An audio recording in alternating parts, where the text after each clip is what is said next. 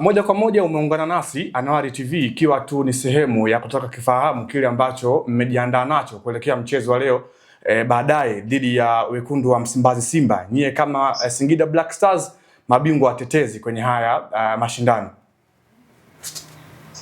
Maandalizi yamekamilika kwa 100% na kinachosubiriwa ni muda wa mechi ambao utakuwa ni saa 1 za usiku kwa saa za huku Kigali, lakini kwa nyumbani Tanzania itakuwa ni saa 2 kamili usiku, na uzuri mechi itakuwa mubashara kupitia Azam TV Sports. Kwa mashabiki waliopo mbali na Kigali watenge muda jioni waweze kuishuhudia timu yao, waweze kumshuhudia bingwa mtetezi akishuka dimbani kwenye mchezo wa mwisho wa kundi B. Itakuwa ni burudani kwa sababu tumejiandaa vizuri na tuko tayari kwa mchezo.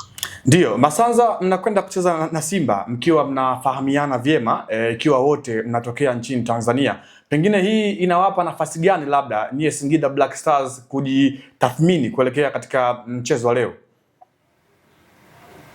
Of course mechi zote ambazo tumecheza zimetujenga mpaka sasa kwa sababu tupo kwenye kipindi cha pre-season.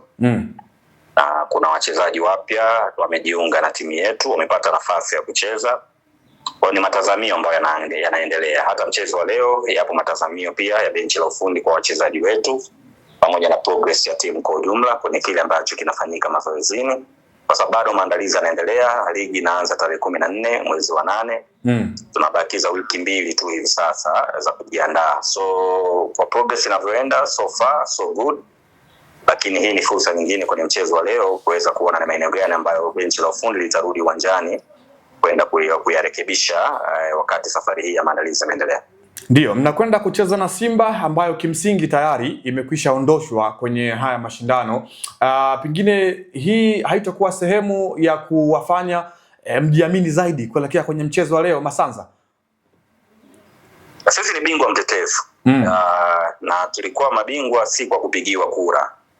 Tulikuwa mabingwa kwa kushinda mechi zote ambazo tulishiriki msimu ule, kasoro mechi moja tu ambayo tulitoa sare. Kwa hiyo sisi tuna confidence zaidi kwa sababu ya bado tunashikilia hilo taji.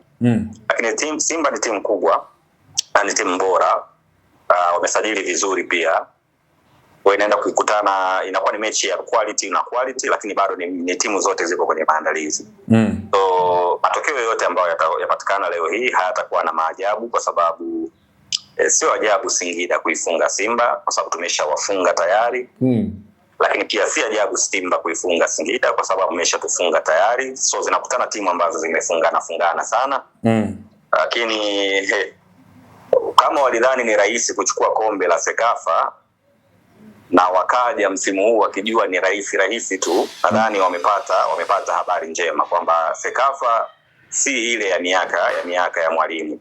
Sekafa ya sasa hivi ni mashindano ya ushindani, na ukiona mtu amechukua ubingwa wa Sekafa unatakiwa umheshimu kweli. So naamini hata wao wamepata funzo hilo na watarudi nalo nyumbani, na next time wakishiriki tena watakuja wakiwa wanafahamu Singida imekuwa bora ndio maana imekuwa bingwa, na bado nafasi ipo. Who knows tunaweza tukatetea taji hili kwa mara ya pili.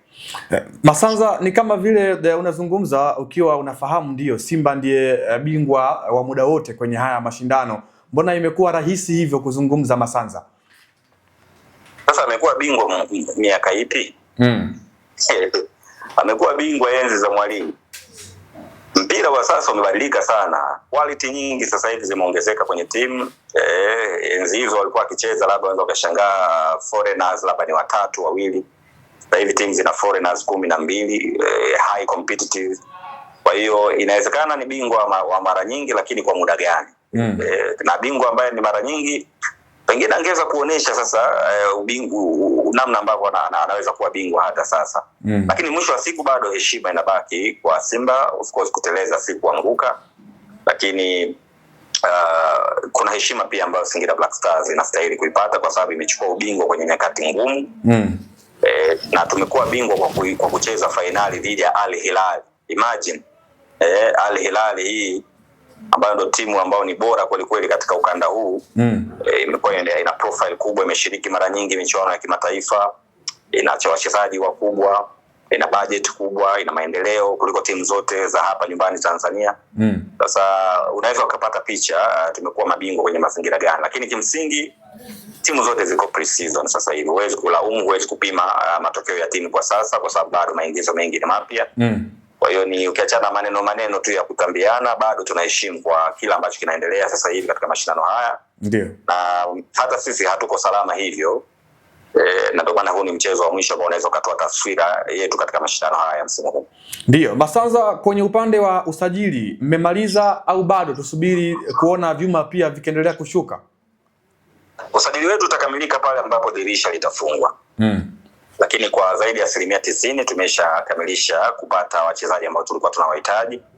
Imebaki asilimia chache tu ambayo benchi la ufundi inaendelea kutazamia. Wapo nyota ambao tuko nao hapa lakini bado hawajasajiliwa. Tunasubiri ripoti kutoka kwa benchi la ufundi tueleze kama wameridhika na uwezo wao na wapo kwenye mipango yao. Basi klabu itafanya wajibu wake wa kuwasajili. Lakini kama bado, tutarudi tena sokoni kwenda kutafuta wachezaji ambao watahitajika kwa mipango yetu ya msimu huu, na tutatoa taarifa yake hapo baadaye. Sawa, kuna baadhi ya wachezaji ambao taarifa zao watu wengi wanatamani kuweza kuzifahamu, akiwemo Maurice Chuku sambamba na Mosi Ndumumwe. Pengine hawa tunawazungumza kwa namna gani, Masanza? Soka yetu sasa hivi kwanza ni pre-season ambayo inaendelea na leo tuna mchezo mkubwa. Taarifa zote kuhusiana na wachezaji wetu tutaitoa baadaye ikiwa imekamilika, lakini kwa sasa ni mapema kuanza kuzungumzia sababu taarifa ni nyingi. Wapo wachezaji ambao tumemalizana nao kwa maana ya wamemaliza mikataba, lakini wapo wachezaji ambao tumevunja nao mikataba kwa makubaliano ya pande zote mbili. So kuna taarifa za wachezaji wote, wapo ambao tunaenda tukawauza kwa sababu ofa zao zinakuja. So mchanganyiko wa yote hayo tutaweka kwenye ripoti ambayo ikiwa tayari tutaitoa rasmi ili wapenzi na mashabiki wetu waweze kufahamu. Sawa, mimi nikushukuru sana Masanza na nikutakie kila laheri huko katika mji wa Kigali nchini Rwanda. Asante sana.